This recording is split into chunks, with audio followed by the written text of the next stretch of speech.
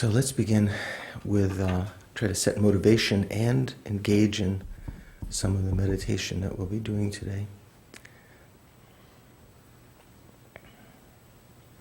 Relax your body. Relax your mind.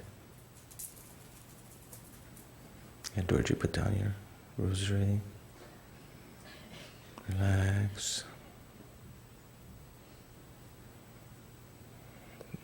And as it says in the sutras many times, place your attention on the breathing in front, as the Buddha himself did in his sutras, by example, to calm the mind.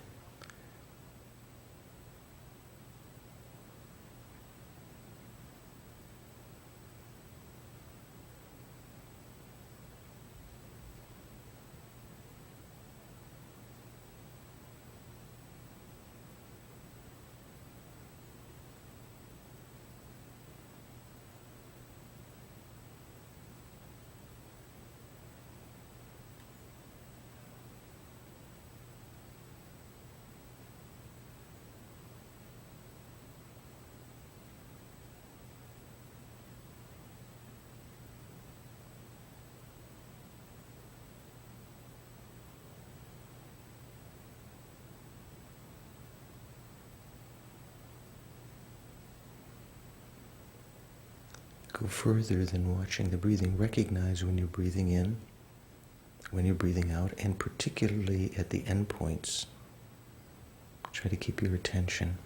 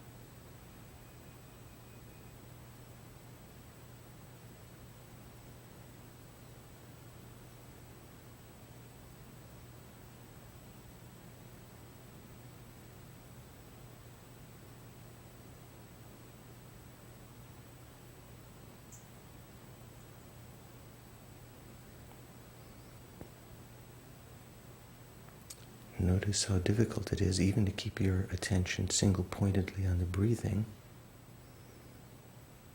even with a relatively easy object. So put a little more effort to begin to let go of your wandering mind, distracted mind.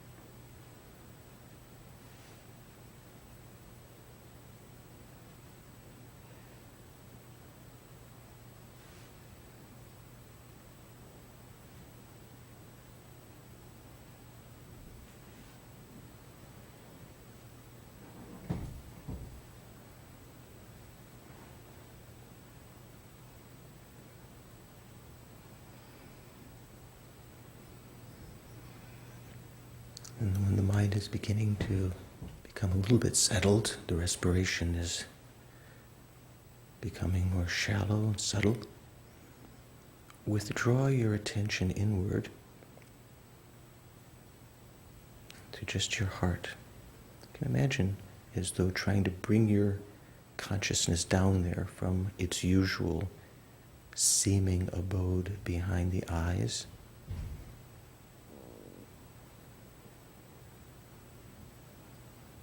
And like a feeling of a tortoise withdrawing its limbs, imagine bringing all of your attention there and withdrawing it away from the other senses, simply to watch the mental consciousness and its contents.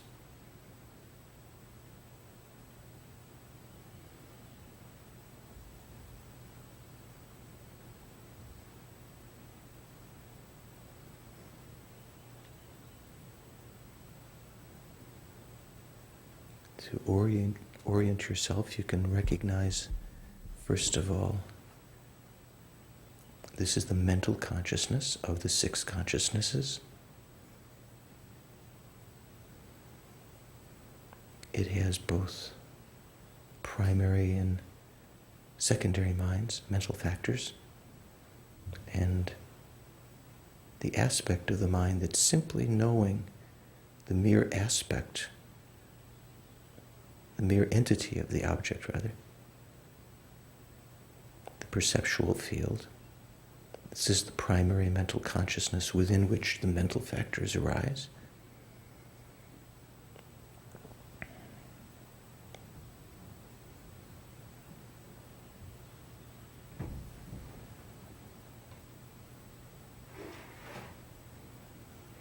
As yet, this kind of observation of the mind, just watching the entities within it, and part of the mind watching the nature of the mind itself, all of this is intellectual, is conceptual as yet, although the mind is capable of knowing things with direct perception. Direct perception being qualified by having a very clear appearance, no longer knowing its object via a mental image.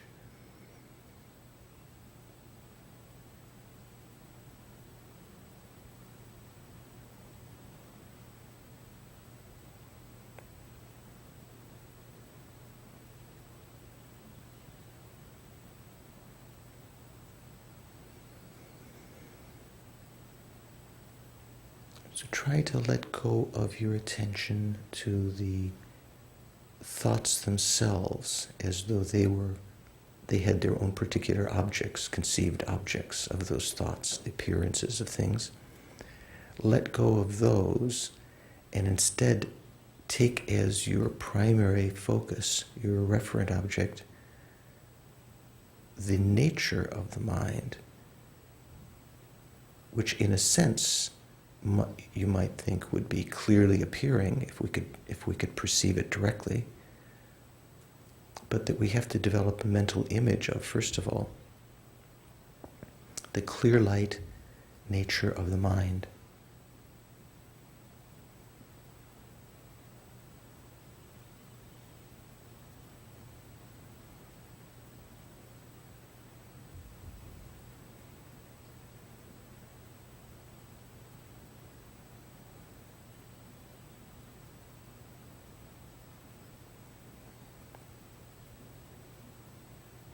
Remind yourself it's not the eye consciousness that you're paying attention to, or the ear, tactile. And withdraw your attention away from those as much as you can by focusing just on the contents of the mental consciousness.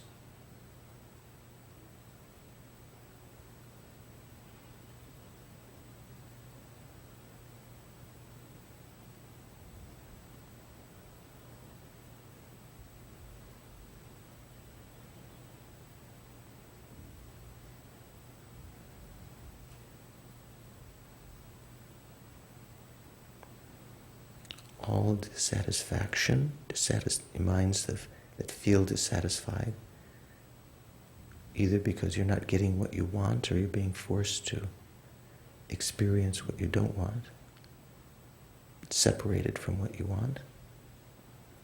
All of those are mental consciousnesses.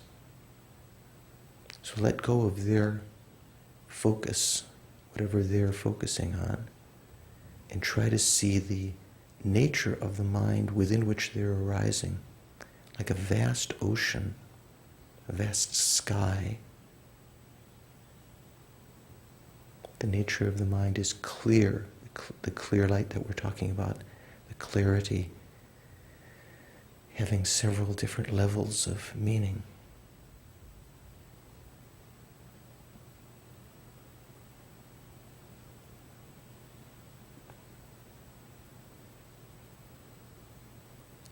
It's clear like a unobstructing space,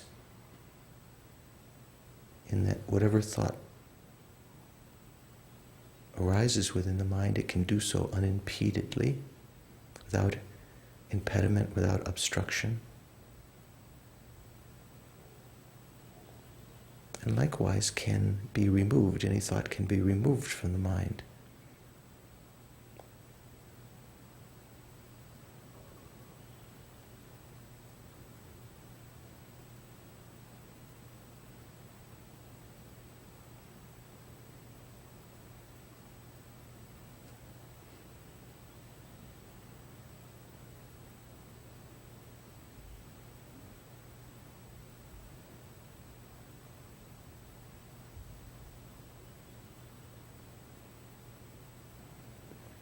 Let go again and again of the apprehension of the body.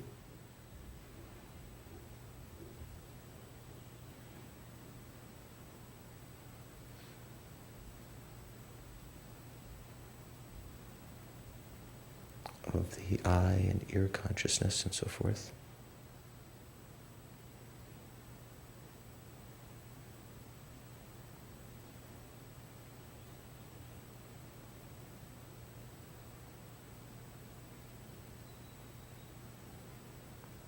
This clarity of the mind is like a clean mirror, also the clarity of a mirror, in that the mind is reflective. It has the capacity of giving rise to the appearance of whatever dawns upon it.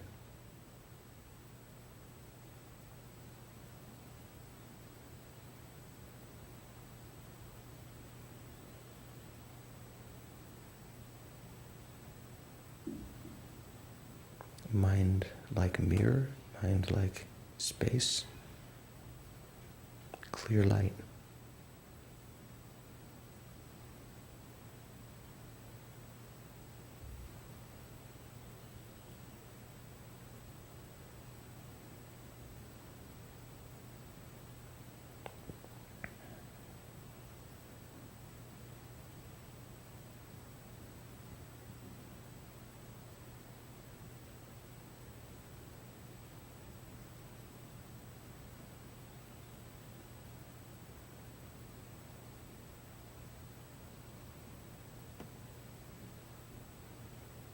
Letting go of other avenues of thought. Also recognize that indirectly you're understanding the function of mind is to be aware, to know, because you are experiencing this clear light with awareness, with knowing. The defining characteristic of mind, as we've learned, that which is clear and knowing.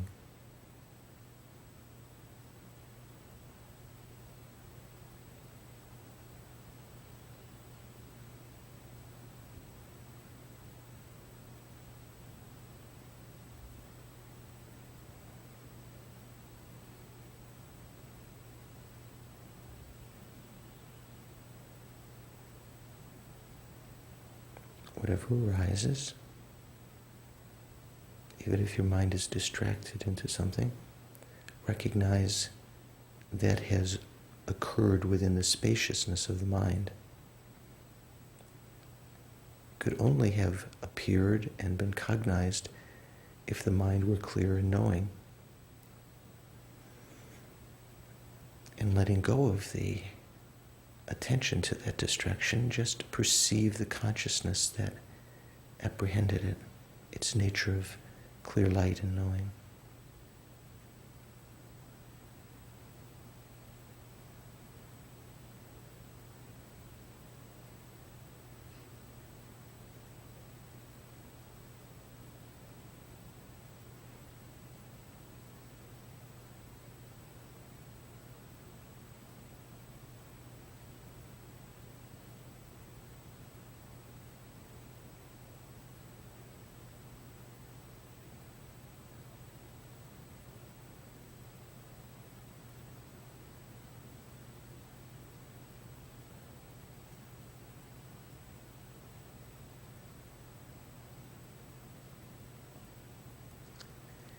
Even the dualistic sense of an observer that is different than the mind itself, dissolving away.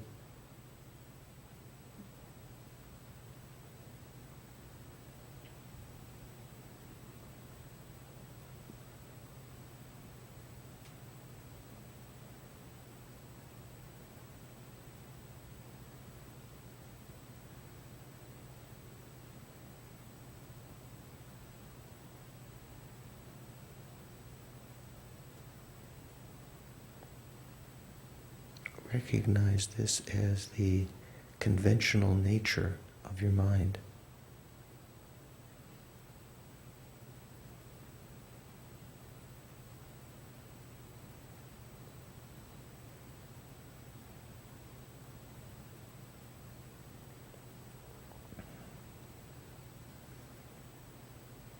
And recalling, although we have a life of leisure endowment,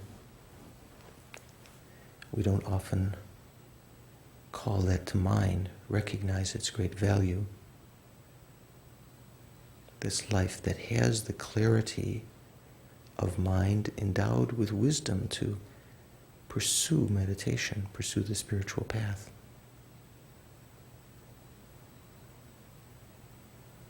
I don't have to be attached, desirous all the time. I don't have to be angry. I don't have to be confused. I don't have to be depressed.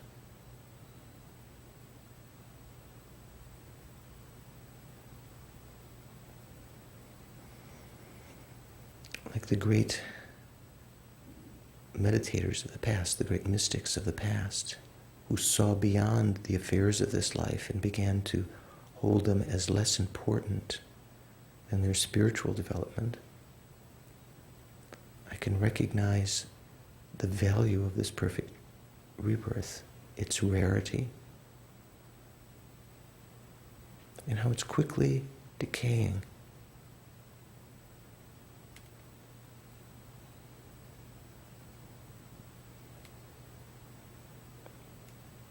Every angry moment, every confused moment, still it's decaying, and the opportunity to practice Dharma is disappearing.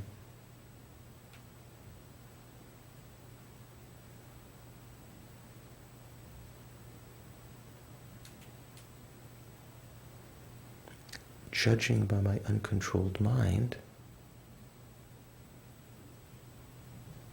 chances are that I will not immediately experience another human rebirth unless I put some concerted effort into protecting myself from a lower rebirth.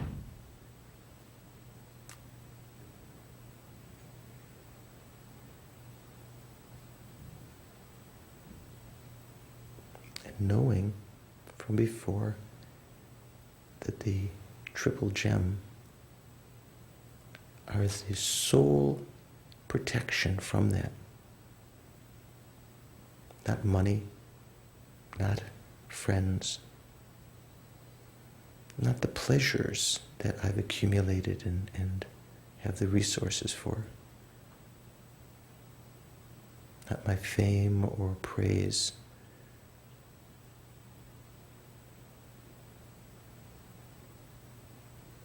Even worldly gods and spirits that teach provisional paths that might bring us some good luck because we please them, or limited spiritual beings that know paths to liberation,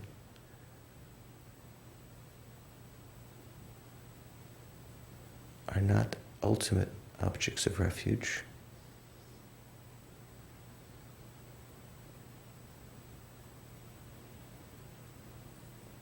Think the Dharma, true cessations, true paths, that's what can really protect me from suffering.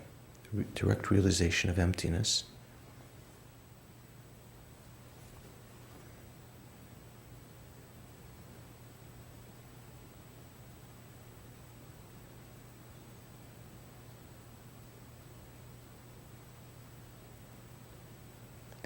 And all the subsidiary realizations of the path that lead up to that can protect my mind from suffering to some degree. They were taught out of experience, not just out of philosophical investigation and invention. They were taught by the Buddha through his own self-realization. And the Buddha himself instituted the community, the Sangha, in order to support that practice.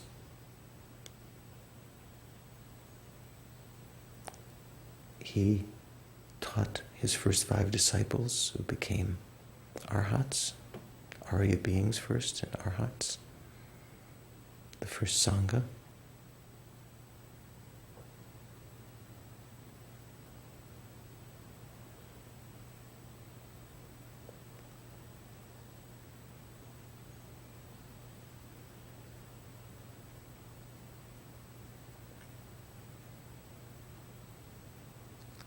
Recalling all of the pleasure and fame and ease of this lifetime is not real pleasure.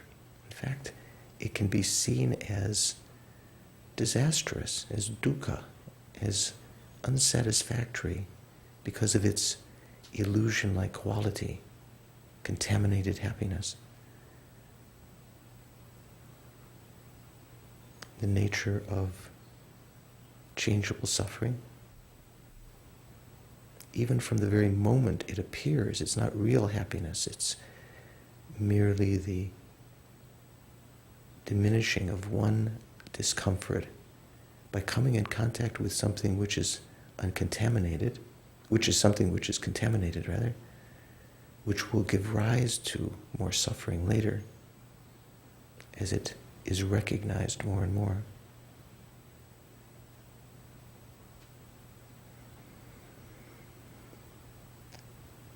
Understanding that nature of cyclic existence, that while we still have a contaminated body and mind, contaminated with the afflictions, under the influence of our karma, without control, that we'll suffer, that we're in that case, samsara, and that all living beings are in exactly the same situation, whatever pretense they might make of understanding or control.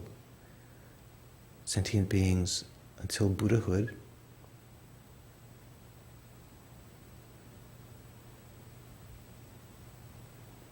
still with the various degrees of contamination of the mind, stain of the mind.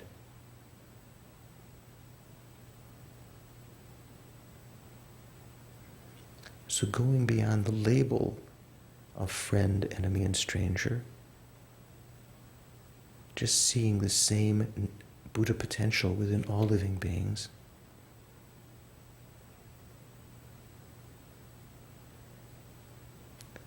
just as we wish to free ourselves of suffering, wishing to free them, all minds, of suffering, because it's there.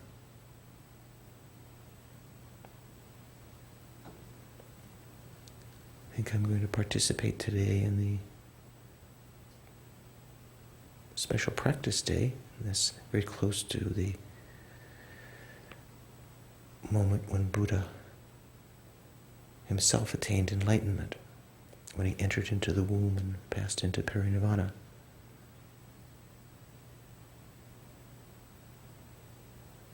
I'm going to practice today to get closer to that goal of enlightenment, of awakening, so that I can most skillfully avoid harming myself and others totally, and actually being without any needs of my own, spontaneously, skillfully, with power, bring about the welfare in the most perfect way for sentient beings.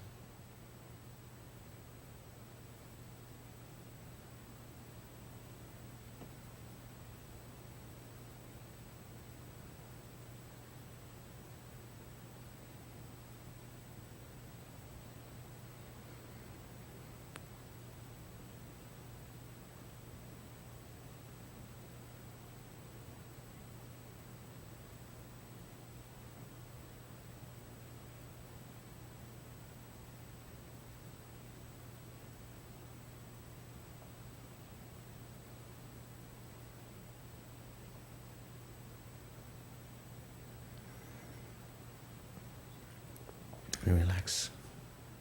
Bring your attention back.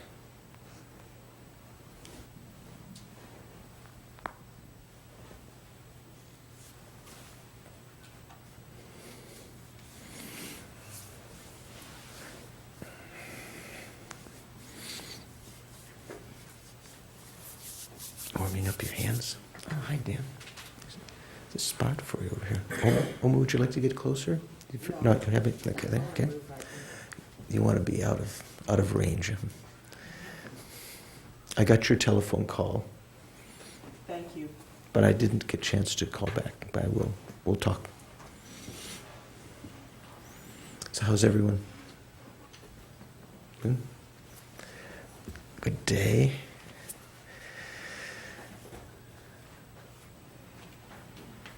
How was your meditation? Karen, how was your meditation?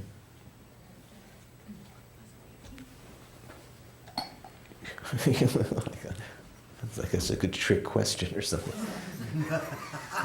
What does he mean? How was my meditation? Good. When first of all, when we do the breathing meditation, do you have any doubts, any questions about that?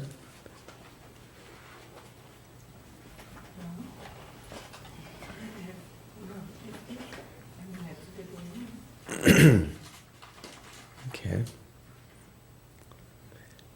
Are you able to focus on the breathing to the exclusion of it? Pardon me? Yeah, and my mind does drift off, and then I'll pull it back into the breathing again. Okay. The Buddha, yeah, Marie. Do you mind if I ask a question? Oh, that's good. When you talk about going to the end of the breath and being aware of that place, I find myself, it's kind of a rich place and I want to stay there and I end up kind of like holding there. And I think, okay, this, then I'm like fighting back. Yeah. Oh, that's interesting, yeah. It's kind of a rich location. You don't want to leave. It's like having gone to Grandma's house at Christmas and then the parents are saying, we got to go home. I want to stay. And then, to hold it Right. there is not Right. very helpful. So, that's nice. So you've got to be able to, it's good that you're able to actually pay attention to that endpoint, because that's something that it's often when the mind is moving, when the breath is moving and the mind is paying attention to that, it seems like you can apply some effort because there is something to apply your effort to. But when it starts to slow down, just at the endpoints, it's very easy for the mind to be distracted onto other thoughts. So that's I think one of the benefits of putting special effort there, but not to get in touch with the attachment or the longing that wants to stay, because that's exactly what happens in our lives, isn't it? Say our kids were a pain when they were, I haven't had any children this lifetime, but I can imagine, maybe, or students, a pain when we had to change their diapers or whatever, and then they reach a certain age when it's really pleasant. We'd like them to remain that age all the time. Is there some similarity, maybe? And then they started to change. Then they wanted to go out, and mom was a pain or dad was a pain, and so we wanted to hold on to that too. But everything's changing. So to recognize, if you find the mind grasping to any of these things, to recognize that this breath reflects all of the impermanent phenomena that we encounter, and so that can help you to have an insight into that. Yeah, even this very pleasant place, this is going to change. This pleasant human life, I've got everything together now. I've got my little room, got my car, I've got my job, a little bit of balance. But that's good. It's very easy to be attached to that, but there's nothing to hold on to. That itself will go to. I don't mean to make you feel bad, Maureen. You've got your room, you've got your, One of the subtle distractions of meditation, of concentration, is a kind of attachment to the meditative state, and not wanting to remain in that because of relishing the pleasure, tasting the pleasure. Venerable, do you find that? Have meditated in some years? Sometimes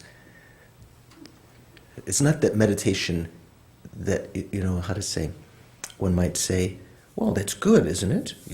I like meditation, but that it can be also a hindrance to the actual meditation, because you're relishing that particular, the Tibetan word ro, I think maybe even in Sanskrit rasa, I think means the same thing, the tasting that, relishing that, and it's a subtle kind of attachment. So that's good to recognize that. And then just to observe, here what we wanted to be able to do, first of all, is to be mindful of the breath with also some attendant wisdom that's recognizing, first of all, is analyzing a little bit, because the mind is moving here just a little bit, that it is, this is exhaling,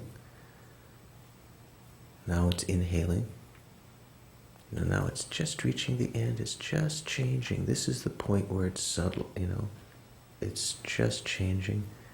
And occasionally, if you wanted to, if the mind gets distracted, to remind yourself, this is the nature of all phenomena.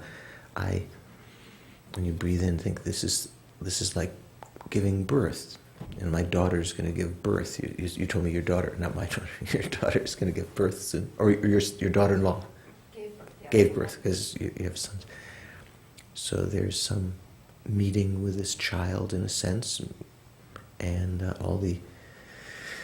then there's a period of a seeming abidance when after having grown, there's some period that seems like the end of the breath, and then even subtly, even at that moment, that abidance only takes place for an instant, and then actually it's beginning to disintegrate. It's going out, and then although at first it's like when the sun reaches the the zenith, yeah. When the days during the what's it called, the solstice, either the winter solstice or the summer solstice, the path of the sun in the sky is more or less the same, because it's like a wave like this. The change of the path, it doesn't radically start to change until a little bit later. During the solstice, the path is high in the sky, and then the next day it's almost the same, just a little bit lower. Later, during the equinox, during a couple of months later, the days are changing more radically. The path of the sun changes more from day to day. The days get shorter more rapidly, or get longer more rapidly, day by day. But there's a period when that's kind of the same thing at the, right at a certain point at the peak. The things look like they're abiding, but actually they're changing, but they're changing very, very slowly. We don't notice it yet. That's a good observation. Karen? Listening to that, I was thinking that one of the things I noticed this time how hard I grasped to the thing that came up, how quickly I grabbed onto, and how hard I held on to that piece that when a thought would come up, Uh-huh. I got to see a little bit this time of that really holding on. Right. And then I watched a couple of times when I went off, I was like, well, what made me go there, And I'm following the little things what makes me follow other things. I watched. Do you notice, does anyone notice the mind, the actual subjective state, not just the thoughts, but that the mind actually might, because of particular thoughts that will be recurrent in the mind, that your mind may remain in some particular subjective state? Do you notice that, Dan? Attachment, or sort of being pleased, or being bummed out. Is that a good word? Bummed out? That's old. Is it a good word? Why is it a good word? It's a bad state. I mean, because it well describes. Okay, good word in that sense. Okay, good word. Good dog. Good boy. What do you think, Don? Any particular subjective states that you notice coming up? Say, what would you say? Confusion, depression, doubt, fear, discomfort. No. No. I try. Wisdom. Maybe I should say positive ones, so you'd be more inclined to share. No? Faith. Confidence, bodhicitta-like courage. No, today it kind of struck me that the thoughts that come up, which I have plenty of challenges with, that I'm kind of one of those too. You're kind of one of those thoughts. Yeah. Don is a thought. Yeah, but I'm kind of a thought to my mind, positive, Mm-hmm. So, what does that mean? Don is a thought. That's kind of interesting. Kind of. Would you agree? Don is a thought. Almost agreeing. Don's nothing but a thought. In a certain sense, we say when we talk about the highest philosophical view, that phenomena are merely imputed, so their only existence is one, their only conventional existence is one that is imputed upon their bases. But does that mean the thing is a thought? That Don is a thought? Because when you ask, Don is, thought is mind, right? Yeah, no, I think I exist and function conventionally, but usually when I follow, if I take one of my thoughts and try to trace it back and say, like you were bringing up, where does that come from? Mm-hmm. It usually ends up something involved with my ego someplace. And if I keep boring down on that, and it was just sort of that all of that was the root in my mind, I thought. Okay. How about the experience of watching the clear light? Anyone have any particular experience or insight or doubt or difficulty as we're doing that again and again? I keep waiting for it to appear with something. Okay, now, good. Should it just appear? What do you think, Venerable? What's your experience?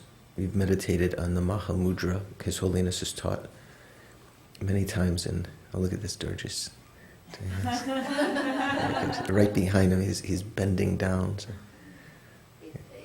Well, just appear. I'm not sure because I think what I try to do sometimes is to make it more than it is. You know, to think that it's not enough. So kind of project something from your own mind. Although you are in a state where everything just flows and everything's okay and everything's just as it is, but it seems to be, maybe I don't give it enough energy or something. I always try to make more out of it than, of course. So in the Mahamudra teachings, when they talk about watching the nature of the mind, which is one of the places where this kind of experiential meditation comes from, it mentions to sit in an uncontrived state and without thoughts.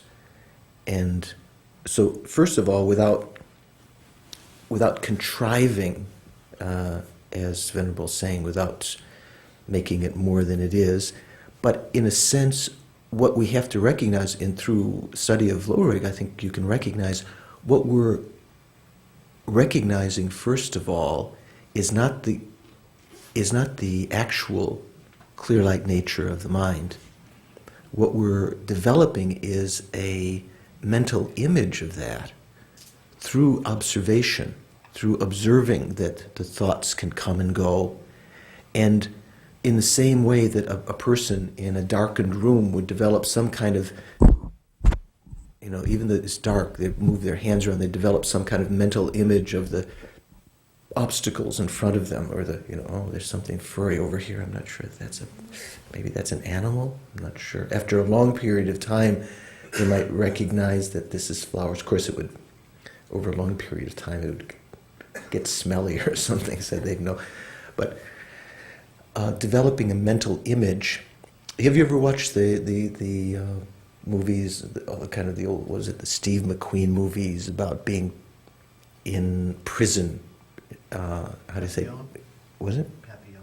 Is it Papillon, where he's in solitary confinement and he walks and he knows the complete configuration of the cell. 5 steps. 5 steps. He walk, even just his nose could almost reach the wall, and he'd know exactly, even without touching it, because of essentially there's a mental image of that's developed through experience.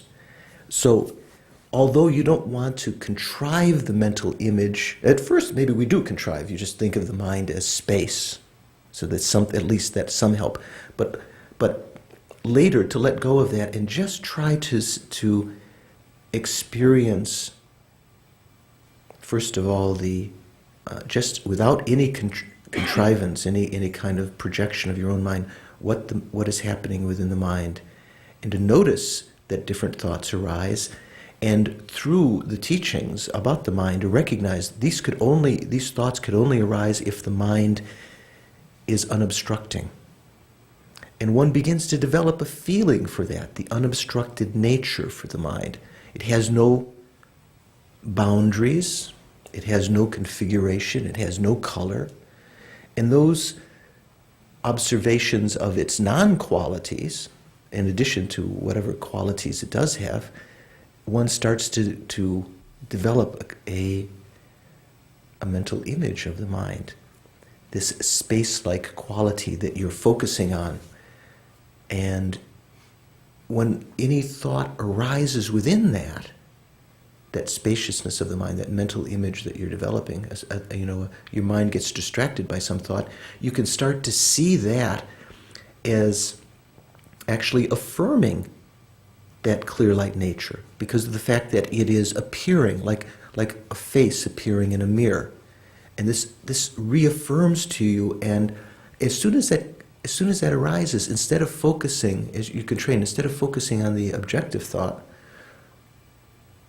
using that to trigger through your familiarity the understanding that the mind is reflective, clear by nature. So instead of focusing on the particular individual event, mental event, and getting distracted by that and getting into it, which then causes other emotional states, anger or discomfort or whatever to arise, just to see that event as reaffirming the clear light nature of the mind. What do you think, Diana? You look, what's he talking about? No, is it? Yeah. That's more or less what you do? No, I meant. No, I mean you would. That's nothing new. That's more or less what you understand the meditation is like. Well, I've certainly heard all those things before. Whether that's happening in my practice. Mm-hmm. It seems to me like there should be some kind of light there, though.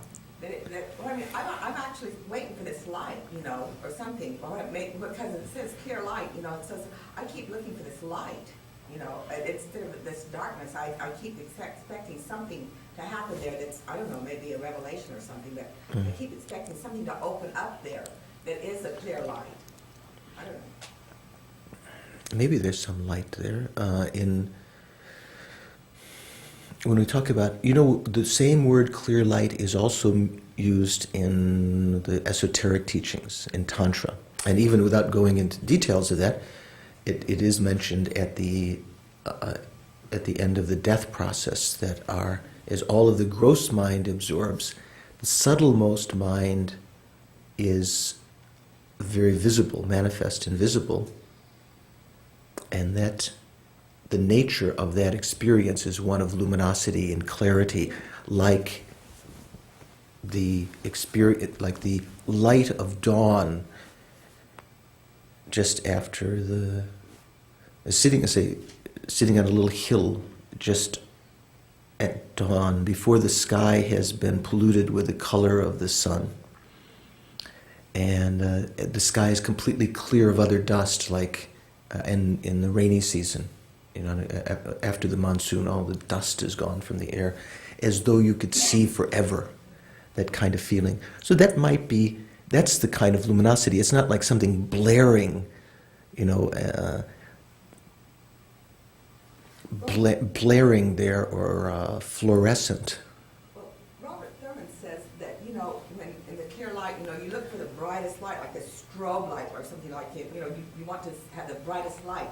That you don't want this little, stuff, that you just want the lightest light you can get. So that's kind of, I don't know, so maybe I'm confused about what to expect. Well, if I said, if you could eliminate the darkness, the sense of darkness from the mind, Okay. that darkness itself is a projection of your mind. That's not the nature of your mind. Yeah. So maybe that will help. You can say, Okay.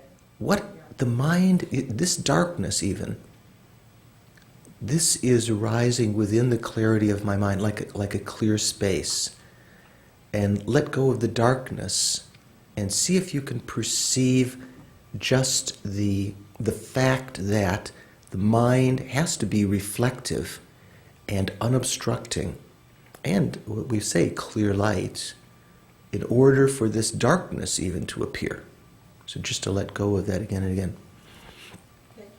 Dan, did you have something before you were going to ask? I'm sorry, or no?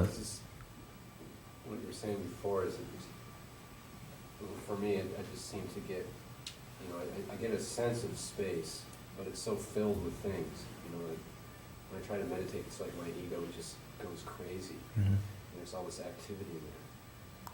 And it seems like whenever I try to meditate, it's almost like my ego is scared or something. It's like, but I see it. So even though I meditate, I feel almost tired sometimes just from all this, constantly trying to, pull back from all that activity. And yet there's a process going on where I'm seeing it happening. Huh. And then I got a sense of space there, so there's a benefit. So here's the next step then, is once you start to get a sense of the clarity with these, bird-like, vulture-like thoughts, or maybe they're more dove-like in your case. In my case, they're more like Garudas and crazy jet planes going through the mind. Your doves or whatever, dove-like thoughts that are flying through there. Now, to like the example I've given of being at the aquarium. Do you remember the example I said? Like, say you would take me to the aquarium and there's a big glass wall with water filled, like a tank. The other side there are fish and all of the seaweed or rocks or whatever there, and you would say, George, look at the water, how clear the water is. And I say, what water? So here's the wall right in front of me. What water? I don't see any water. I see fish, there's sharks, there's other things. And that's because of not recognizing water, because it's subtle, the clarity is subtle, and because of the fact of constantly watching the events within it. The mind is such that if you let go of your attention to the thoughts, they will begin to dissipate. Whereas in the aquarium, if you let go of your attention to the shark or the fish, whatever that are there, although you can kind of begin to focus on the clarity of the water within which they're arising, still the fish are still going to be very prominently there. They don't begin to disappear, right? Whereas in the mind, maybe like clouds within the space, as you don't give them any attention, they begin to dissipate. So the main thing is that what prolongs those objective thoughts within the mind is our giving energy to them. So if you can learn that in formal meditation, that technique of letting go again and again, that's one way to reach that quiet state in which you can have an uncontrived experience, less contrived, let's say, as Venerable's saying, even over a long period of time, we recognize that it's still a contrivance. And even that mental image that you begin to have of the space, recognize that itself is a thought, is a mental image of the space. Whether it's light or darker or different colors, sort of bluish, your idea of space or something, let go of that again, as you've been doing with other thoughts, and try to recognize the clarity, the continuity of clear knowing within which that is actually allowed to arise. And let go of that again and again. It's a little bit like jujitsu, letting go. Okay. Well, Carrie, did you have a question? Well, just the whole thought of focusing on the white light seems to me, again, would be more of a projection. Again, it's like you're creating a mental image and creating a projection.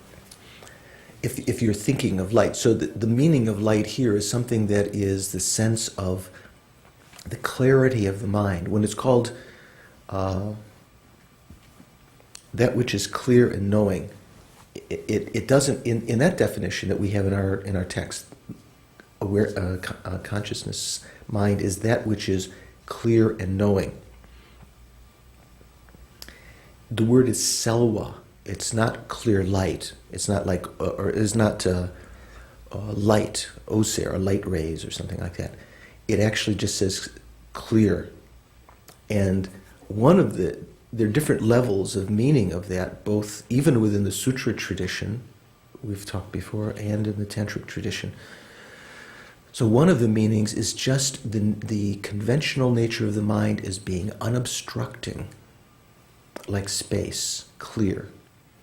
And clear in the sense of like a mirror is, a clean mirror, is able to give rise to a reflection of whatever is placed before it. Like say you have a mirror and you put an apple before it, or you put your face before it. It's not like the mirror has to do anything. That's its nature to reflect without effort. And the mind has that kind of reflective, unobstructing quality. Focusing on that without the sense of any particular color. It's not like white light or something like that. Purple haze. I wish, don't you wish, he says. Okay. I do have another question. Yeah. Sometimes it seems like something comes up that doesn't seem like it's from me. It's like from the outside. I call it the mystery. Like maybe a deity form comes along or something like that. In meditation, you mean, or just? No? And I was wondering, is it proper at that point to engage this? It seems like, if something's coming, then maybe I should actually engage it, or, with this kind of practice, should I just let that dissolve? You mean like you're taking the analogy of like being in your cabin, and someone knocks at the door, and you're wondering whether you should answer it or not, something. Oh, no, what do you think? What do you think, Venerable? Should he answer the door? No. Like, say, for instance, if you're meditating, in general, if you're actually doing meditation, even someone knocks at the door, you should just ignore it. If you're if you're actually making some progress. At other times, there is a reason to answer the door. Like once my teacher Lama Sopa Rinpoche was studying with Geshe Zopa, who was one of my very special teachers, and they were studying, I think, either Lam Rim or a section on emptiness or something. I don't know I can't remember what they were studying. I think Rinpoche might have mentioned. And there was a doorbell, and they could kind of tell that it was the mailman. And Lama Sopa Rinpoche's experience, his tendency was from meditation is just to let that go. This is important. And he made a point of mentioning how Geshe said, no, the mailman might be unhappy if we don't answer the door. So there is a time when when you were weighing your own welfare with respect to others, maybe to answer the call of others' need or something like that. It's not just like to say, I can't help you, I'm meditating. If someone really needs help. But if they're calling you out to a picnic or something like that, that's certainly, definitely to be ignored. But I think maybe the flavor that Venerables and my own experience is that many times in meditation, something kind of attractive, some attractive idea, appealing kind of idea might appear to the mind. And that can get you off track of what you had originally intended to meditate on.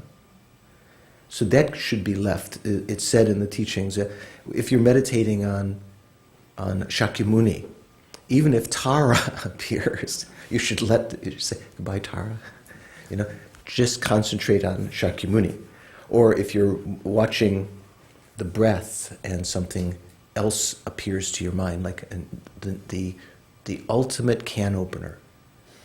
Isn't that what people always talk about? That some invention. What's the thing nowadays when they talk about? It used to be like to invent the perfect can opener. Was that something, or what did they used to say? Better mousetrap, not can opener. Sorry, I always think of can openers because I think there's.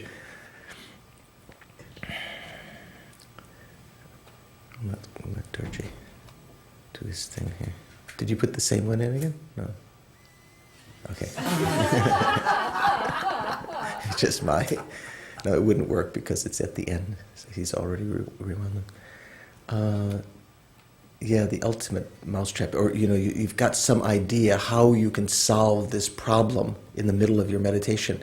Let it go, because if it, with the clarity of mind that you're developing, you'll be able to understand things much better later. So there is oftentimes people think that meditation is something that you just let go and something appears to the mind. Like Sister Oma was saying, that it's just waiting for the light to appear. We do have that kind of sense of expectation that when we quiet the mind, something will just happen.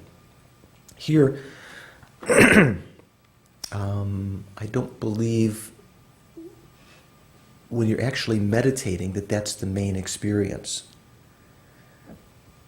What you do find, what does appear from a Buddhist perspective, is that things begin to quiet down as you don't pay attention to them. And that that experience is something that can be noted in your mind. This is real comfort. Not being troubled by all of these desires or irritations. Like when we say, have you experienced, sometimes people say, I've been meditating for years, but I haven't experienced any happiness, any Dharma happiness. Have you ever heard that, Venerable? You know, that people say, where's the beef? Do you remember that one?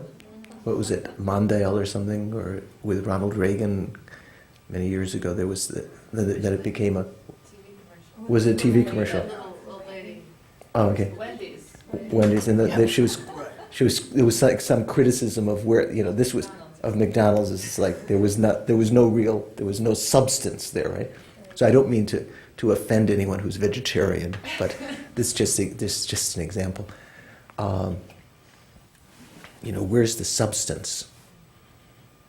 I forgot what was I don't know. I was talking about that. Happiness. Oh yeah. Where's the happiness? Where's the payoff? Yeah. If we expect the payoff, that's good. That's good. Rather than the beef, that's much better. Payoff, because we live in Silicon Valley area, so we think of payoff better. What's the ROI on this? You know. What's what? The return on investment. ROI. I see. Is it RON or ROI? ROI. ROI, return on investment. Yeah, where's the return on my investment? Right, that can arise because people might practice for some years and feel their lives are just, I'm lonely, I don't have any friends, didn't see Tara, I didn't see the clear light, to recognize that one from the lesser vehicle point of view, the certain kind of bliss that begins to arise is the diminishing of discomfort, of dis-ease, of unease, of the afflictions. Okay, that when we talk about nirvana is bliss. What is nirvana? Nirvana is the cessation of all of the afflicting emotions, right? What do you think, Venerable? Yeah. I'm talking about the Hinayana point of view. When it's said that the bodhisattva goes from joy to joy, like the first bhumi is called the joyous one. So in talking about that, when the bodhisattva realizes emptiness for the first time, that first ground, the first Arya bodhisattva called the joyous one, and then in explaining that it says in the sutras, the Hinayana sometimes say, this is ridiculous because there is no, how can the bodhisattva go from joy to joy? There is no joy in cyclic existence. That the Dharma happiness one experiences is one of cessation and one of uncontaminated happiness that one can begin to experience, which is not of the same nature as what we're experiencing. What we're expecting. We're expecting something kind of, I don't know, what are the lights that they have on the sign? Neon, blazing, kind of strobe-like. As you said, Robert Thurman said, kind of strobe-like, kind of, Tara, bright green or something, and overpowering. And there is that experience of the bodhisattvas and Buddhahood is such where once one has begun to diminish one's expectation to find happiness in this fluorescent way now, with contaminated happiness, that uncontaminated happiness can arise with everything, all the time, whatever one experiences. And one can have great bliss. That's the point, to find great bliss. But at first, if we can be grasping to that, we're going to be grasping, expecting that great bliss to be the neon, fluorescent, contaminated bliss that we're experiencing, that we like the bliss of orgasm, or the bliss of hearing "I love you," or the bliss of having meeting some attractive object, some wonderful taste, or having a good evening, or not hearing nice music, or something like that.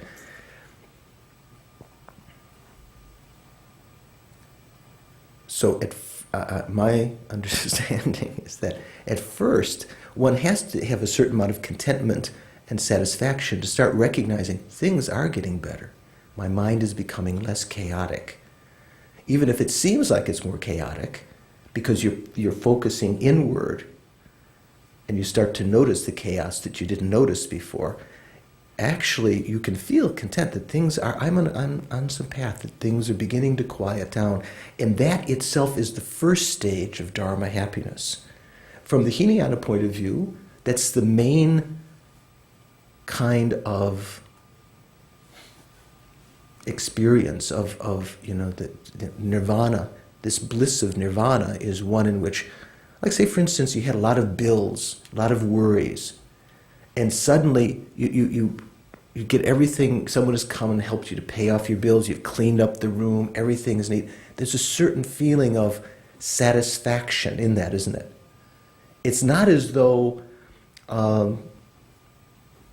it's that same kind of fluorescent neon satisfaction, but in some ways it's even more satisfying. Everything's okay. So I think that is a good way to start in our Dharma practice, to have that kind of feeling of goal. And then, as we begin to develop some sense of the Mahayana, to feel actual joy in others' joy, we can start to develop a sense of when others succeed and others find happiness, some sense of joy. That kind of joy might be approximating some positive kind of joy, but oftentimes that is one that's dealt with attachment. Like say your students do well, and that kind of reflects upon you, or your children do well. Come see the soccer game. My son is starting, or something like that. The football game. Do people play soccer here, or do they more? Yeah? Is it kind of this area? There's a lot of soccer, probably more than. It's like a little league. It's like Little League. Yeah. Used to be, huh? In school, yeah. Should we try another little meditation? 2 suggestions. If we unplug the pot again for a second, and someone take the clock down and put it under a cushion. Could Don or Mark, could you take the clock down? Did you notice? Could you hear it clicking? Yes. So when you're meditating, you should. One of the Bodhisattva vows is put under the without. Yeah, someone's sitting. That's good. No one's going to sit up there. Good. Hopefully not. Hopefully. One of the Bodhisattva vows is you how to say, a subsidiary vow is to you would break is if you would not go out of your way to seek the conditions, the best conditions for single point of concentration. So while you're in meditation, if there are distractions, at that point, that's not the point that you get up and get agitated about it and try to change that, right? While you're in meditation. But when you're preparing to do meditation, you try to find a location that's free of distractions, sounds, is free of commotions, is free of temptations, for that matter, like if you've got video on demand or something like that in your apartment, it may not be that your retreat. Does that ring a bell? It may be that your retreat gets a little bit, because of temptation. So if you can, I mentioned before that even some meditators, if you meditate in the city, even to meditate all night long rather than during the day, if you can sleep during the day, because at night it's quieter and there's less distractions of the traffic and the water. If you're in an apartment building, the water in the pipes. Do you notice that? Someone's flushed the toilet, or the water is going on. People are taking showers and so forth. So, okay, some people have just. I was going to say, Yeah. one thing that I notice is when I'm just getting deeply in, or a little more deeply in, and you say something about let go of your body, let go of your feeling, that's exactly, it's like monkey mind. Immediately, my mind goes there. And I start grabbing Okay, I'll try to. All I can think of is my eyes.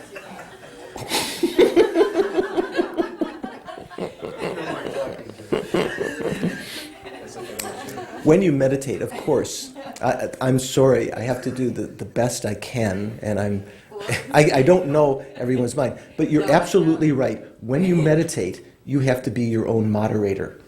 Yeah. But what I'm offering to you now, when we do some kind of so-called guided meditation, I could leave everyone to their own devices, but this is just giving you an idea how you might remind yourself. If you do notice yourself going to those things, if you do notice subjective states rising, if the mind is a little bit agitated, if the mind is, to recognize this is a subjective state because I'm focusing on something. Maybe I don't notice what the object is, some irritating episode in my life, something I'm unhappy about. And to let go of even the subjective state, even if you can't tell the particular object that's instigating it, it's kind of like maybe the current of some unease is under the surface. But the manifestation of it, having focused on it somehow, or the continuity of that state of mind is manifest, is quite clear. Even to let go of that subjective mind. Let go, sometimes, as Oma was saying before, we might focus on some light. There might be a sense of darkness because you're focusing on the light. And remind yourself, that's not it. That is appearing within the clarity of the mind. Even sound consciousness is being apprehended within the clarity of my mental consciousness. So withdraw your attention a little away from that and just to experience the mental consciousness that's paying attention to that. Just the clarity of the mental consciousness. Okay? Everyone has gone up to... Okay, we'll just wait one more second.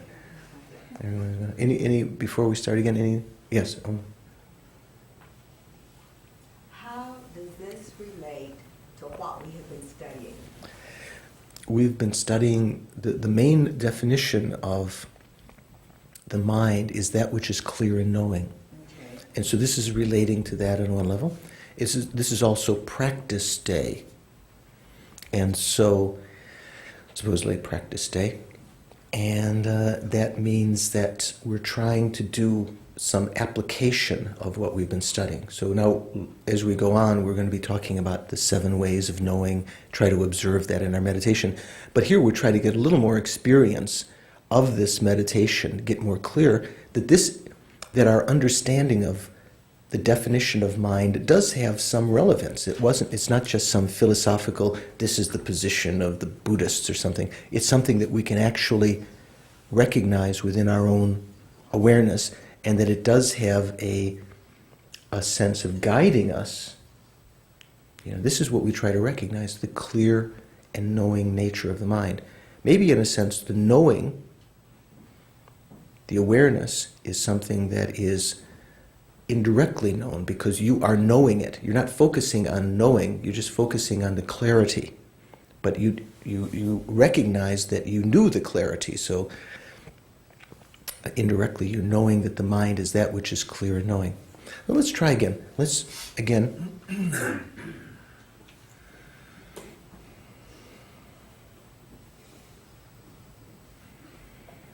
If you like, at first, just for a few respirations to settle the mind that way.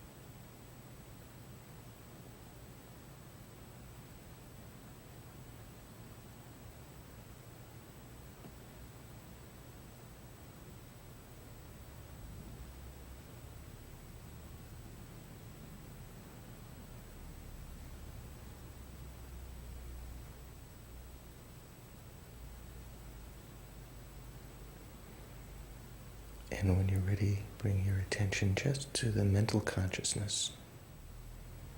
Let go of the breathing. Withdraw your attention even further just to the mind in its sixth aspect, the mental consciousness.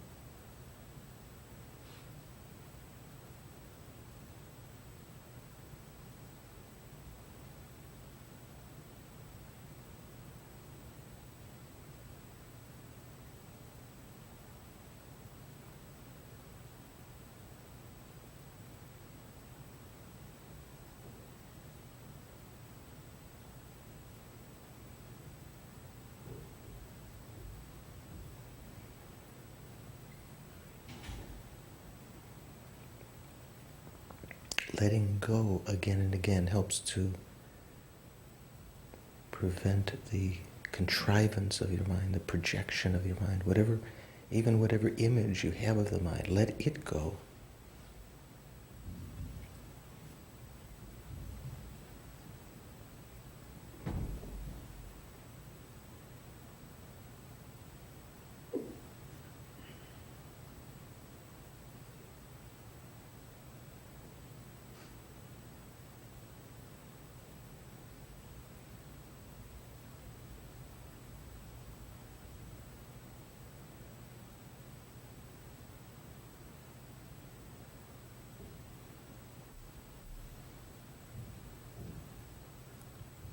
When and if you find some sense of this clarity, try to hold it single-pointedly.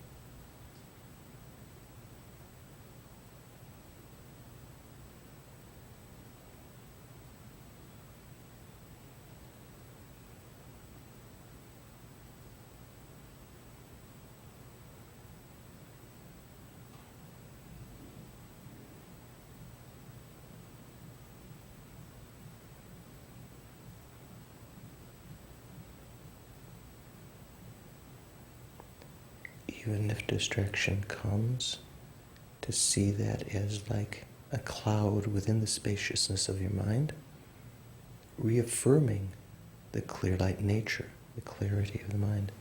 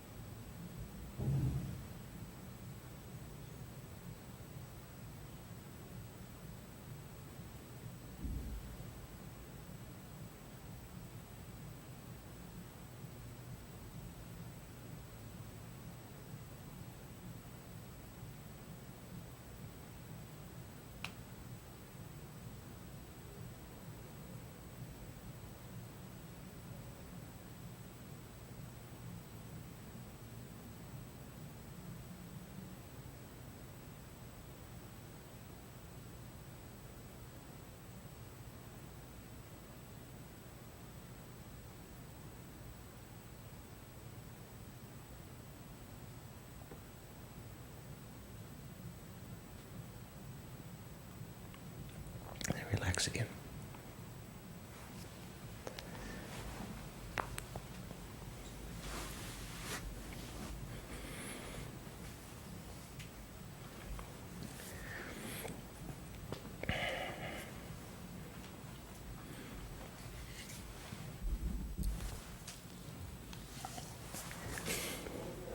One of the main subjects of the Course has been the 7 ways of knowing, right? And in a sense, they can help us. That can help us to understand the progression of developing insight. Do anyone want to make a stab? Who can? I'm going to ask Mark because he's avoided all questions very assiduously, very skillfully. Pardon?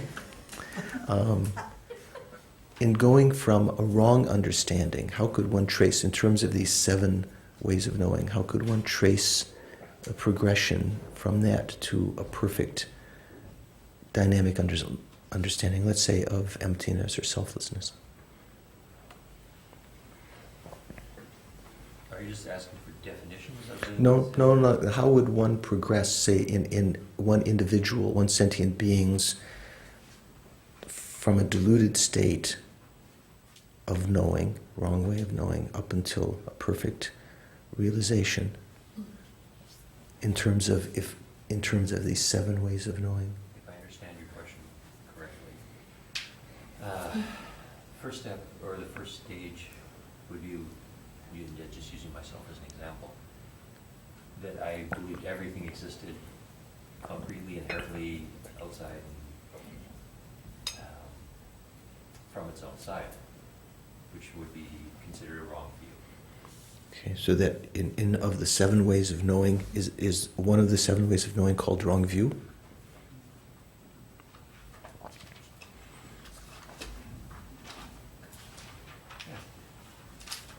Is that right?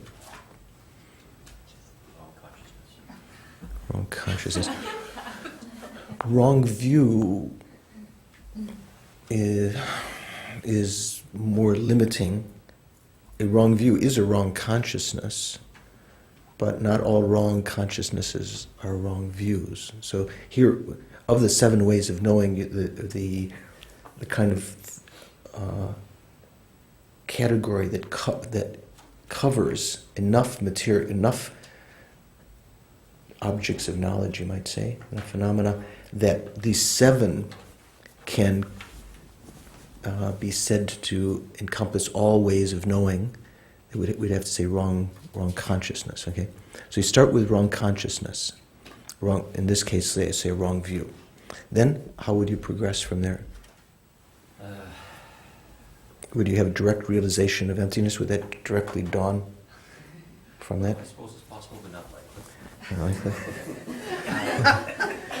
Then the doubting consciousness, first leaning towards the wrong consciousness. How does a doubting consciousness arise?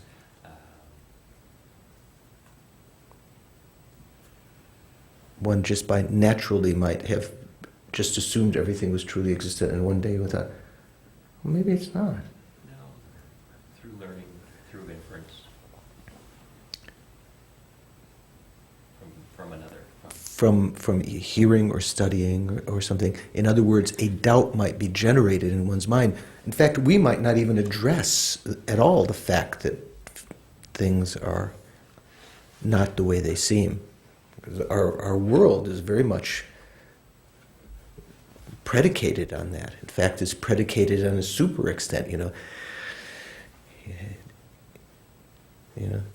Advertisement, propaganda. What's the word? Do we call it? We don't call it propaganda. What do we call it?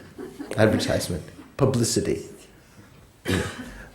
so forth. That things really are the way they seem. If you have this toothpaste, you'll be happier. If you have Mercedes or whatever, you have a Buick, you'll be happy or whatever. So because of hearing and study, you might generate a doubt, but what kind of mind is doubt? It's what's a defining a distinguishing characteristic of doubt?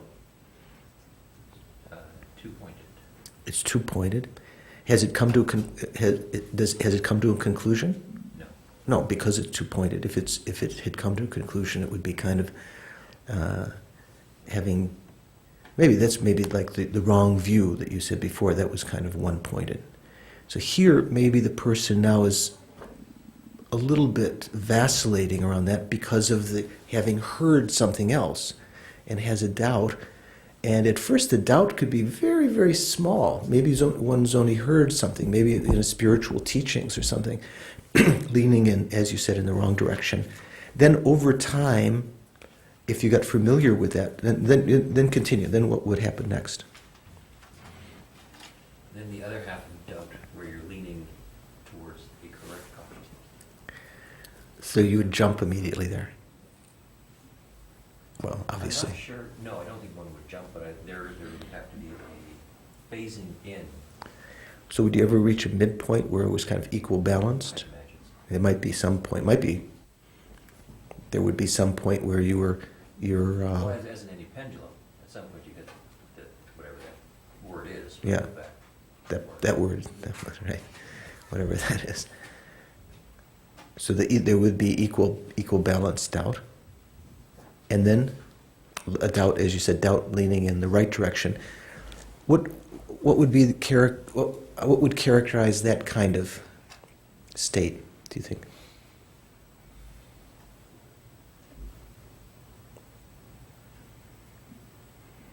Again, it's not definitive. The person is not certain, right? Still two-pointed? How could it be said leaning in the right direction if it's still two-pointed? Because it's not. I mean, it's not one-pointed. There's no surety. There's no surety about the whatever it is. So let's take a look at our own. Just sort of imagine your own understanding of, let's say, reincarnation. Does anyone here completely believe in reincarnation? Yes.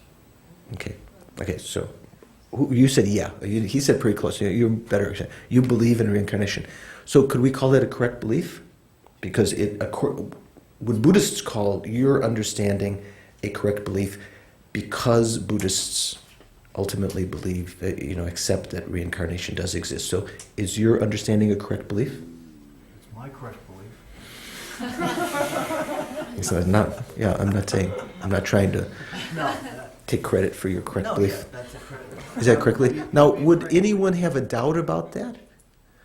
Would anyone question Pat and say, are you sure that has actually reached the state of correct belief? Because what actually precedes correct belief and might be mistaken for it? Ask the question. What kind of state of consciousness in going from a wrong view that, say, past and future lives don't exist, going from there to belief that they do exist, what kind of mind has to sort of intervene? Well, this doubting consciousness that Mark was just talking about, right? So could it be that you've actually reached surety? There's no two-pointedness in your mind. You actually completely confident that... Oh, okay. Okay. How about you, Venerable? Are you completely confident? Yeah. Yeah. I was even born on it. You- Already as a child, I always said that there's more than one life. And I have no spiritual parents or whatever. Huh? Nobody knew where this was coming from. Huh? Which was the same for me. Okay. From very young. So, Probably from past lives.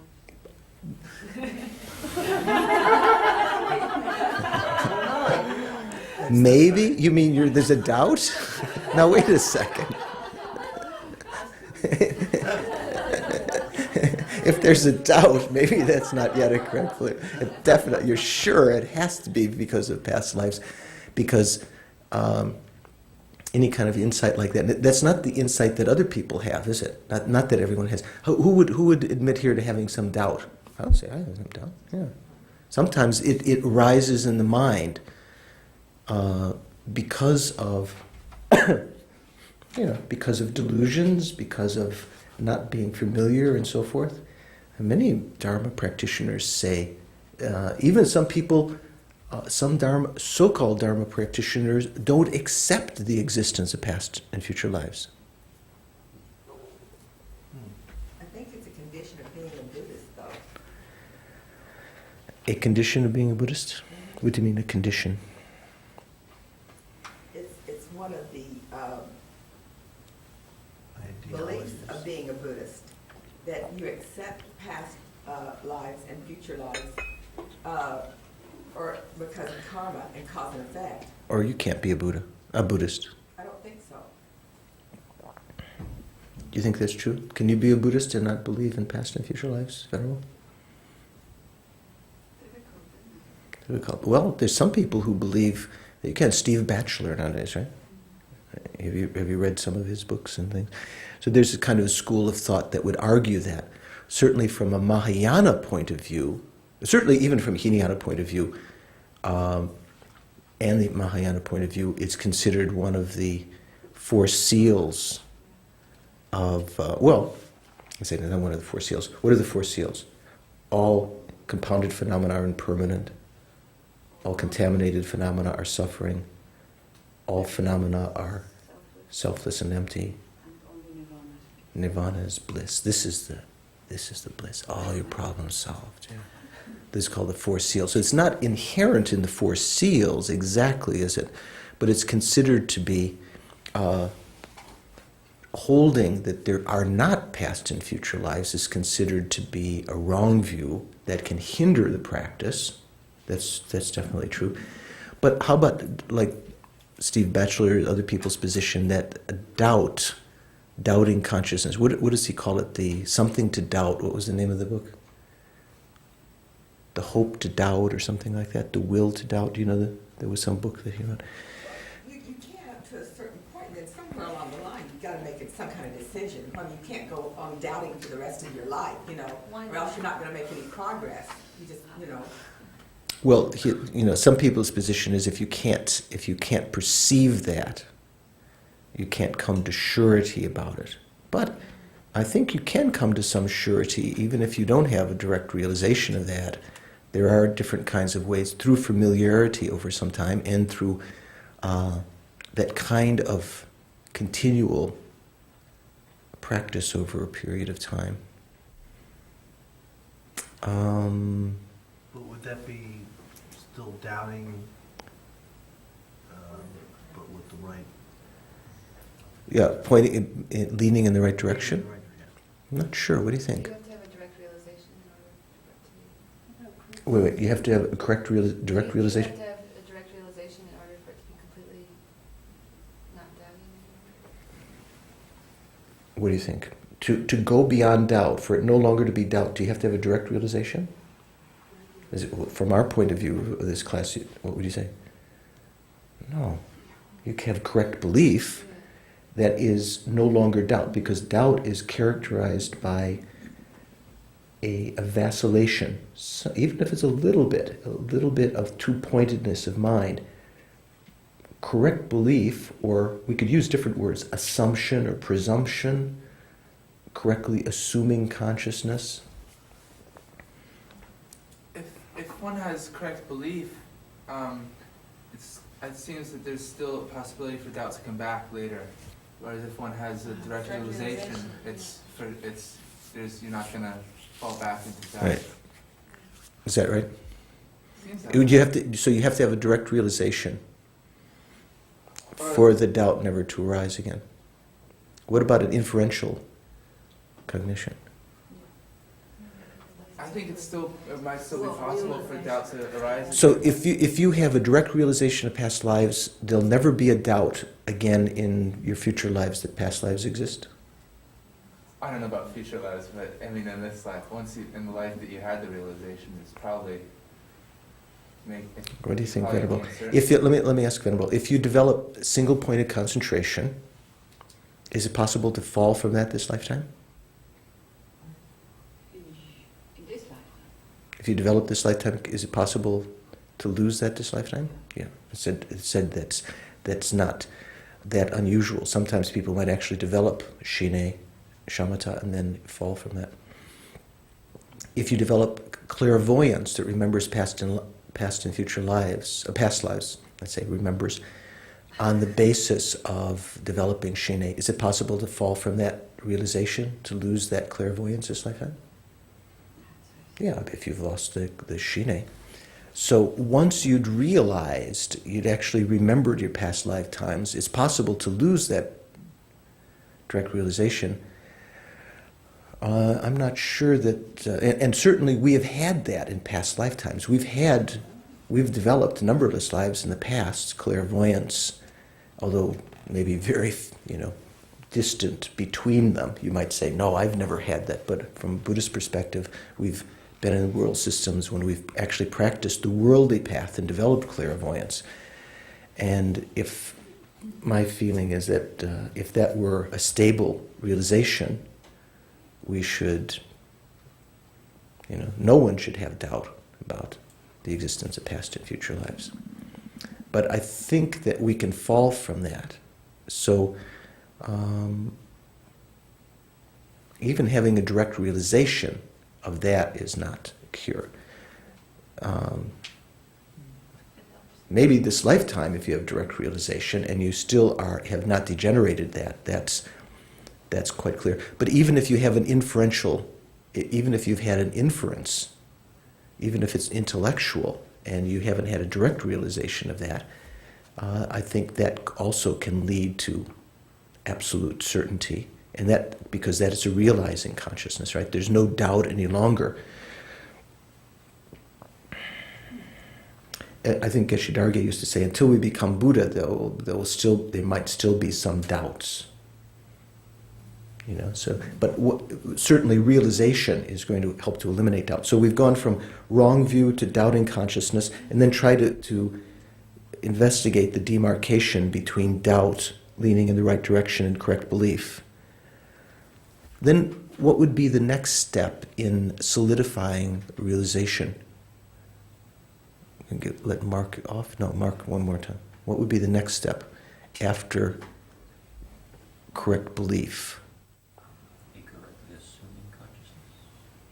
So correct belief becomes correctly assuming consciousness? Same thing, isn't it? It's just a different way of translating. Yeah. Correct belief is the mind in which we're no longer vacillating. Has correct belief realized its object? Is that a correct belief? I believe that's a correct belief. That is correct. It doesn't realize its object, even though it's correct. It's like assumption or presumption or intuition or something which is not necessarily based on perfect reason or experience or something like that, right? So what would be the next step in solidifying that realization? So we went from wrong view to doubt of various kinds to correct belief. Then? Would the next possibility to understand that would be direct realization? What would be next?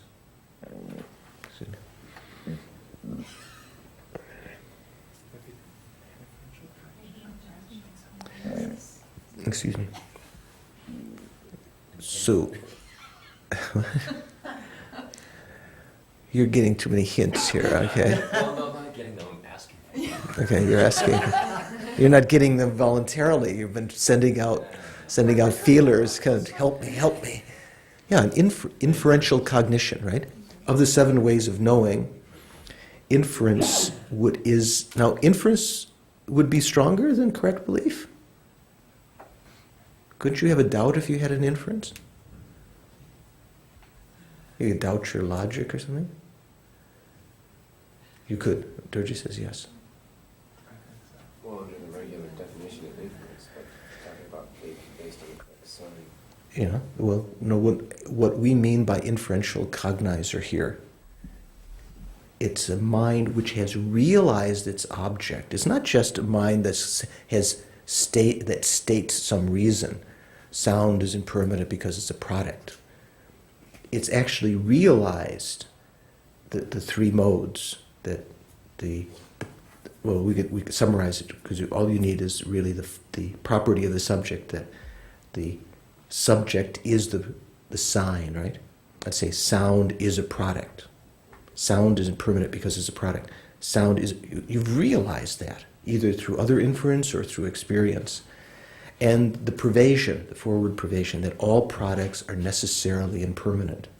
When you've actually realized those, and through contemplating this logical sign, you can develop a state of certainty, realization that has eliminated all doubts, is gone beyond just a correct assumption or presumption, and now has realized this with a inferential cognizer, right? With a realizing consciousness. Of the 7 ways of knowing, how many of them are realizing consciousnesses? How many realize their object? 2? Even though she didn't say, Karen said 3, she put up the sign of the 3. Now some people are saying 2. Which 2 are they assuming? Direct prime cognizer and inferential prime cognizer. And what are you adding to that list? Object that is appeared that is not. No, that's not a realizing cognition. That is. Subsequent cognizer also realizes, but subsequent cognizer, what does it lack that makes it not prime? According to Sautrantika, it lacks the quality of being fresh or new. So it's not prime, but it still realizes its object. So in going from a wrong view to a doubt, doubting consciousness, to a correct belief, we would develop an inferential cognizer. And then you can have a subsequent cognition of that, right? That would be which we've talked about. Wrong view, what? Doubt, correct belief, inference. Now, subsequent cognition. You can have a subsequent cognizer. In fact, according to our interpretation of Sautrantika here, according to our tenets, only the first instant of a inferential cognizer is actual inferential cognizer. Otherwise, the subsequent moments of it are no longer called inferential cognizers, right? Because they're not developed directly as based on the reason, on the sign. They are now subsequent to that, but they're still realizing cognitions. What can arise even more powerfully in terms of realization than the subsequent cognition of that remembering consciousness, then that either past and future lives exist, or all phenomena are impermanent, or I have a perfect human rebirth, or whatever one is realizing? What would be the next step of the 7 ways of knowing? What did we do? Wrong, doubt, correct belief, inference, subsequent cognition. A direct prime cognizer, right? You can have a direct realization of that. And then the subsequent cognitions of that. So that would be the sixth way of knowing. Okay? A direct realization would be one that, there could be many kinds of direct realizations that don't depend upon a sign, that don't depend on being preceded by inference, can't there? Can I have a direct realization of anything without preceding it, without having been preceded by realizing it by a correct sign? What could I realize without having first realized it by inference? Just a direct knowing. Just that fresh moment when one knows something is true. That all past lives exist or something. Right. How about just a simple example? Direct perception of the flowers. Is that a prime cognizer? Can that be a prime cognizer? Direct, no? Why not? Because one knows through the label that one learns at some point in life that that particular form is called something like flower. Mhm. So we have an association of a mental image with that. And as opposed to a direct realization where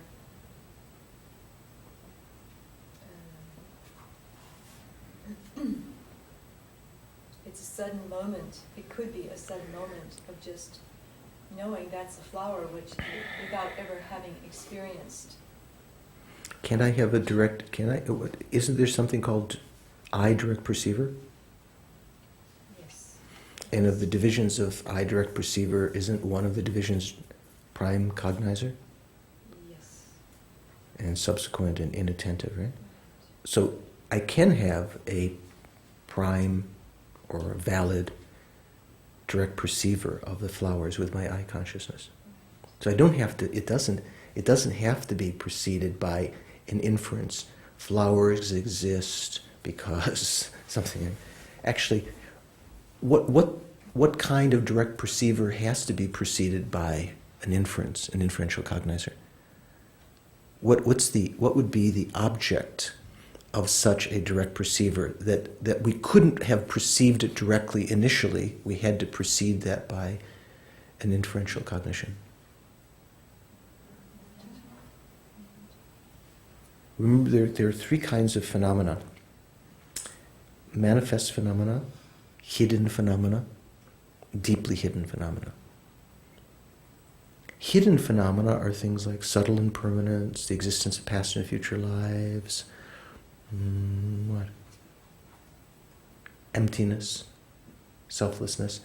They're called hidden, in Tibetan we say gokyur, because they do not appear directly to either our senses or our mental consciousness without having first understood them inferentially through some logical sign.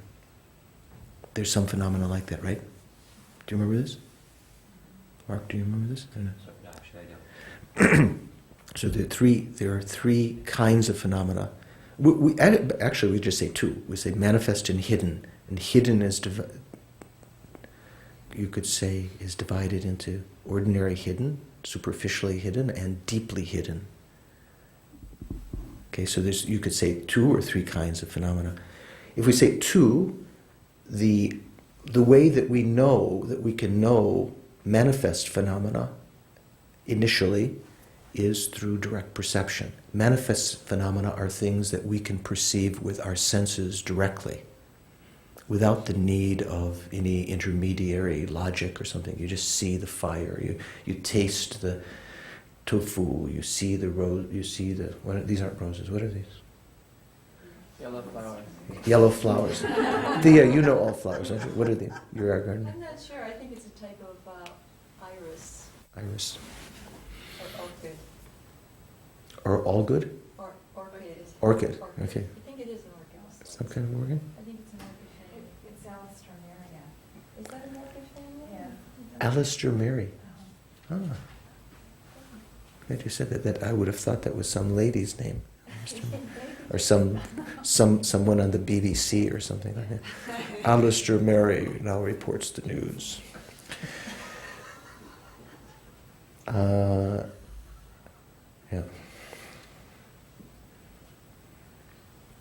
So we can have direct perception of manifest phenomena without depending on a logical sign. But hidden phenomena, we have to know them. If we can know them with direct perception, that direct perception has to be preceded by knowing them through inference, through an inferential cognition. Is this beginning to percolate up? Do you remember this now? You know? Yeah. So the manifest are all impermanent phenomena. Manifest phenomena it looks like they must be impermanent, yeah. Okay. Mm. And so when we That's move good into- investigation, yeah. When we move into hidden, then we're into the permanent. There's some things that are there some things that are hidden that are not permanent? Venerable, what do you think? Like what? Like subtle impermanence. subtle impermanence, yeah, itself. Also, the qualities of even we're talking about very hidden phenomena, the qualities of the Buddha's mind, different things like that can be impermanent. So I think in general, the manifest will be, as you say, impermanent. But the hidden are not necessarily permanent. There are hidden things that are also impermanent. I'm not sure, but probably most of the non-associated composition factors are hidden. Like time, personally. Like time. Can you perceive time with your senses? I don't know, something to investigate. The time from a Buddhist perspective, of course, the different schools of what is meant by time, but in general, Buddhism believes that time is a phenomena. Okay? So when we talk about deeply hidden phenomena, that's a third category. That is also something that can only be recognized, first of all, through a logical sign, particular kind of logical sign, a sign developed through belief in a authentic teacher, the word of an authentic person who you've verified is authentic, like say the Buddha. Through other means, you've verified that that person is totally reliable and a valid source of guidance. And because they've said something, and you've analyzed what they've said to make sure that it wasn't just an interpretative meaning, you've analyzed that, and therefore at the end you can understand what they've said, that because of this particular gift, the Buddha said, you will be born an arhat at this time in the future in that world system with these qualities. You can understand that kind of thing. Okay. You started with the 7 ways of knowing, and We haven't finished all of them, have we? There's one that we... Well, yeah, I think, but I mean, I don't know. This gives me. I feel like we kind of go around in a little stuff here. Yeah, indeed. That's what we're doing. But, You got it. okay, in this book it says, in going backwards, it says wrong consciousness, doubting consciousness, awareness to which the object appears but is not ascertained. Now, does that go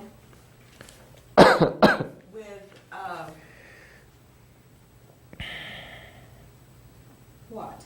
There's no particular order for that way of knowing, but that is a way of knowing which is not included in any of the other 6. And we have to include that in order to be comprehensive. In a sense, these 7 ways of knowing include all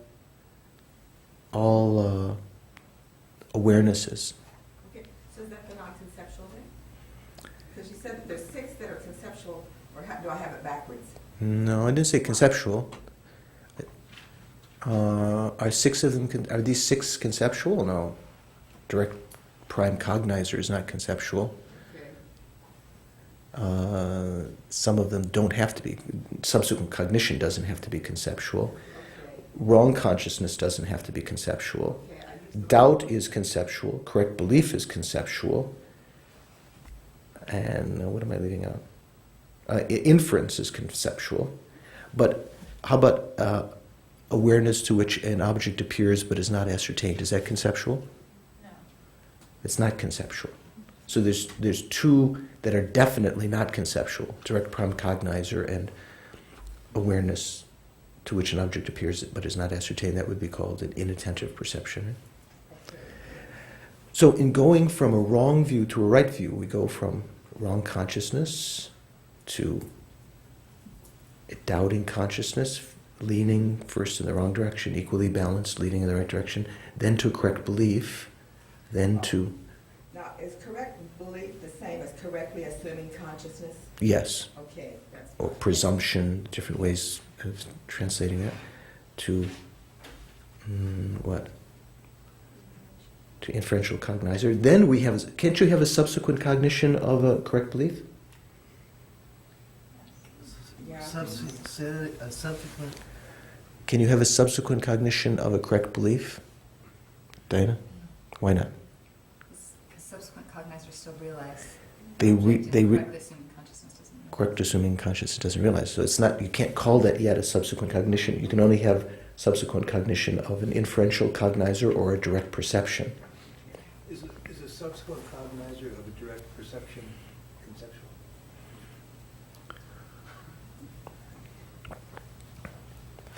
Is the subsequent cognizer of a direct perception? There are two different meanings. And I'll just say, first of all, Durji, if the tape ends, you can put in another tape. And we're just going to... Maybe you want to do that? Because you said there was like a minute left, isn't it? Yeah. Yeah, you just put it's inattentive perception. Because we'll try to make another for the people that missed this. I think Chris and Marcy. Chris is actually cutting hair today because this is a big day. This is for hairdressers. This is a hairstylist. This is a big day because he takes Wednesdays off. Most people have a lot of time on the weekends, so a lot of people have their hair done on weekends. So where were we? I forgot where we were. Don's question. Which was? Conceptual and non-conceptual concepts. Oh yeah, okay. So if you talk about subsequent cognition of a direct perceiver, it has to be a direct perceiver because direct perceivers have three categories, right? They can be prime cognizers, subsequent cognizers, or inattentive, right? But you can have a subsequent cognition generated from that direct perceiver, which is intellectual, which is conceptual. Later, you can have a remembering consciousness that you saw that, and that would be a subsequent cognizer generated from that direct perceiver. Would that be the right term for it? That would be a term. There would be different ways that you could. If you just said, is a subsequent is a subsequent realization, subsequent cognizer. Conceptual, can it be conceptual? Maybe I have to. No. I mean, obviously, it can be conceptual or perceptual, but I'm just trying to think how you could phrase your question. Say, for instance, if you have, first of all, a direct perception of something, are all subsequent cognizers which realize that same object necessarily direct perception? No. They can be also arisen as a result of that direct perception. There can be subsequent cognizers that are remembering consciousnesses that remember that later. Okay? How are we doing? Making some sense? Dan? No? Okay. Yes. Okay. Okay. Let's do you need another do you need a break? Okay, let's take a short break and then we'll just do a short spurt, a little meditation before lunch. Okay? Let's take a 10-minute break. I'm sorry I didn't give you more break before. Yeah. Right. So I can ask a question? Yeah. So when you're at correct belief, our minds have become sort of more flexible, malleable, heading in the right direction, and then we hear Choden Rinpoche. Uh-huh. So we, go to the teachings on Long Rim, and we maybe really start getting this more of a sense of precious human rebirth. Is this the kind of thing we're talking about? So that progression of how that might actually become a realization? I think so. At first, we might not have any idea of it, and it might be, as Rita is pointing out, that we might have some inborn wisdom from previous lifetimes. We might actually have a correct belief that something exists. If we were a higher bodhisattva or a higher, let's say, even a higher realized being, it might be that we actually have a continuity of that realization from past lifetimes, if we've realized it. But I think the stability, to have that kind of stable realization is something that only takes place when you've reached high levels of the bhumis, where you have a realization of that. I could be wrong, but I think like that. Right now, we might have some inclination to once we've heard something, that it makes sense to us very quickly, and we develop, we overcome doubt very quickly because of familiarity in past lives. Other people, a lot of people who come talk about reincarnation, they just don't buy it at all.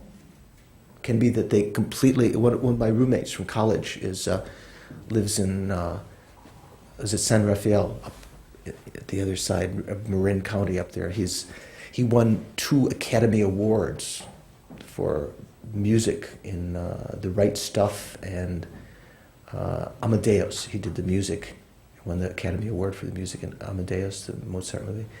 He came to a couple of my lectures when I taught in San Rafael, in the bookstore, and he was very nice. He said, "Oh yeah, it's very nice to know what you're teaching, George, but I don't buy that. You get, what does it come on the computer? On the fonts, you get what you see. What you see is what you get. That kind of thing.